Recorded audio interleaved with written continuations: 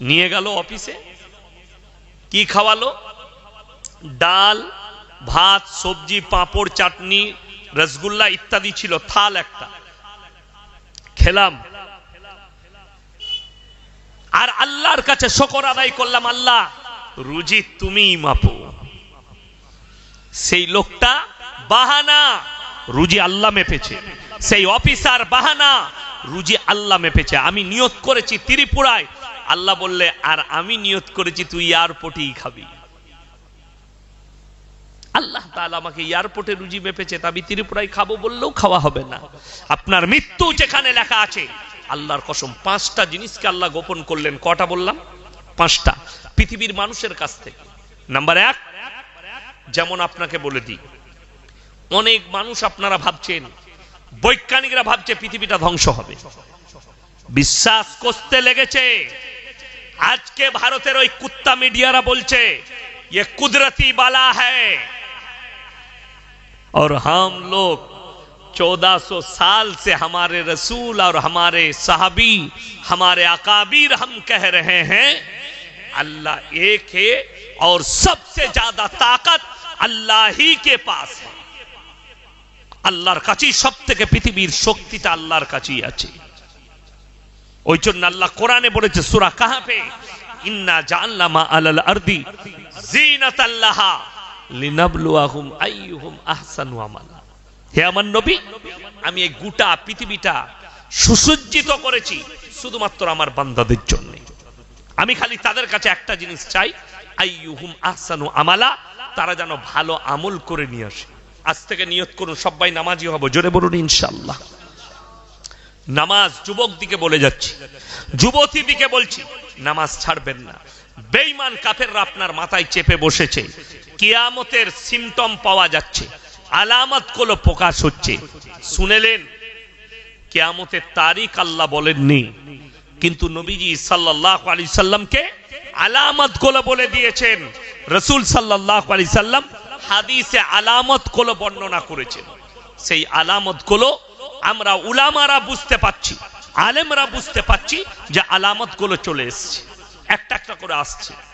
Number 1, কিয়ামতের আলামতের মধ্যে মারাত্মক আলামত, রাসূলের হাদিস, মিডল ইস্টে একটা যুদ্ধের চিঙ্গারি উঠবে, যেটা গোটা পৃথিবী ছড়াবে।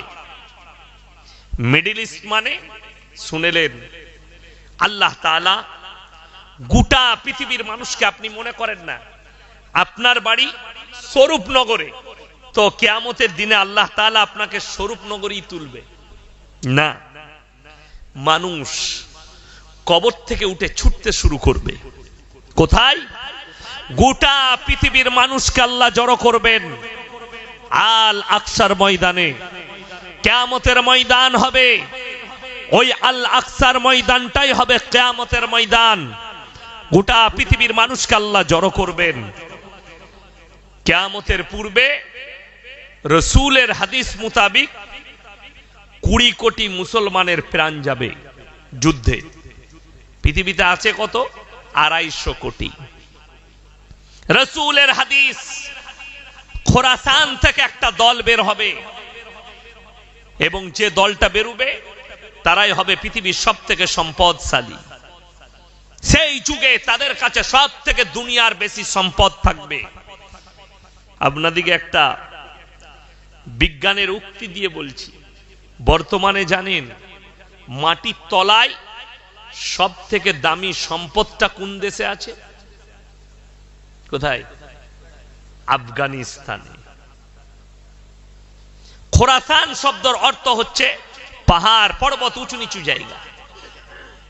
বৈজ্ঞানিকরা বলছে আগামীতে এই পেট্রোল, ডিজেল, কেরোসিন এগুলো যখন বিলুপ্তর মুখে চলে আসবে, এথলিন বলে একটা জিনিস সেটা ব্যবহার হবে, গাড়িগুলো ব্যাটারি চালিত হবে। সেই ম্যাটেরিয়ালসটা পুরো আফগানের মাটির নিচে বিছানো আছে, জোরে বলুন সুবহানাল্লাহ। এবং তারা যখন যুদ্ধ করতে শুরু করবে, তাদের যে কমান্ডার হবে তার নাম হচ্ছে ইমাম মেহেদী। ইমাম মেহেদীর আত্মপ্রকাশ ততক্ষণ হবে না যতক্ষণ পর্যন্ত দাজ্জালের আত্মপ্রকাশ না হচ্ছে। কথাটা বুঝতে পেরেছেন না পারেননি? মুসলমানকে সাবধান করার কারণ আমাদের একটাই।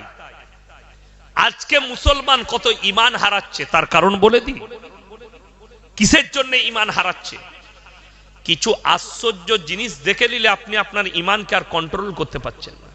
আমি যদি স্টেজে আপনাদিকে কোন একটা কেরামতি দেখাই, যদি বলেন কি, আমি বললাম বাবা তুমি উঠে এসো, একটা ছেলে এলো, তুমি আমার দিকে তাকাও, আমি আপনার চেহারায় দেখলাম, কাগজ দাও, কাগজে আমি আপনার কুণ্ডলি লিখে দিলাম, সব কিছু আপনি যা করবেন আপনার চেহারা দেখে, আপনার বাপের নাম এটা, মায়ের নাম এটা, আপনার এই। একজন বাবা বেরিয়েছে আমাদের দেশে, তার নাম হচ্ছে বাবা ধীরেন্দ্র শাস্ত্রী, বাগেশ্বর ধাম বাবা। তিনি কুণ্ডলি বলে দিচ্ছেন। বহু মুসলমান লোক টুপি লাগিয়ে আমাদের মতো বাবার কাছে হাজির, বাবা आप बहुत कुछ जानते हैं, आपके पास कुदरती ताकत है। मेरे मुसलमान भाई कान खोलकर सुन लो,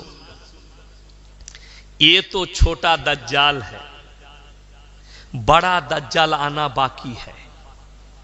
এটা ছোট দাজ্জাল যে খালি কুণ্ডলি বলে দিচ্ছে, বড় দাজ্জাল যখন আসবে তোমাদের চোখের সামনে মৃতকে জীবিত করে দেখাবে, মেঘ থাকবে না, বৃষ্টি বর্ষণ করে দেখাবে, তখন তোমরা ঈমানটা কি করে ধরে রাখবে? এটা রাসূলের হাদিস। সেই সময় যারা আল্লাহর রাস্তায় থাকতে পারবে, নিজের ঈমানকে কন্ট্রোল করবে, তারাই একমাত্র হবে মুমিন। ইমাম মেহেদীর সৈন্য তৈরি হবে। ইমাম মেহেদী যখন যুদ্ধ করতে লাগবে, ইমাম মেহেদী যুদ্ধ করতে করতে পৃথিবীর অনেকগুলো দেশ বিনাশ হবে, ইহুদিরা বিনাশ হবে, কিন্তু ইমাম মেহেদী যখন যুদ্ধ করবে, দাজ্জাল আরো শক্তিশালী হবে তার সৈন্যর দিক দিয়ে। তাকে হত্যা করার জন্য আসরের নামাজের ইমামতি করবেন দামেস্কের মসজিদে এসে, সেই মসজিদের ইমাম থাকবেন ইমাম মেহেদী, আর আল্লাহ হযরতে ঈসা মসিহকে নামাবে। যারা কাদিয়ানি আছে, গোলাম আহমদ কাদিয়ানি বলে একজন পাঞ্জাবে জন্মগ্রহণ করেছিল, এই এক ফিতনা, তাদেরকে মুসলমান যারা ভাববে তাদের ঈমান চলে যাবে। গোলাম আহমদ কাদিয়ানি, পাঞ্জাবে একটা কাদিয়ান বলে জায়গা আছে, সেখানে একজন জন্মগ্রহণ করেছে, তার নাম ছিল গোলাম আহমদ কাদিয়ানি। সে সর্বপ্রথম নিজেকে বলেছিল मैं ঈসা মসিহ हूं, আমি ঈসা মসিহ, আমাকে আল্লাহ পাঠিয়েছে, আমি আবার জন্মগ্রহণ করেছি, নাউজুবিল্লাহ বলে।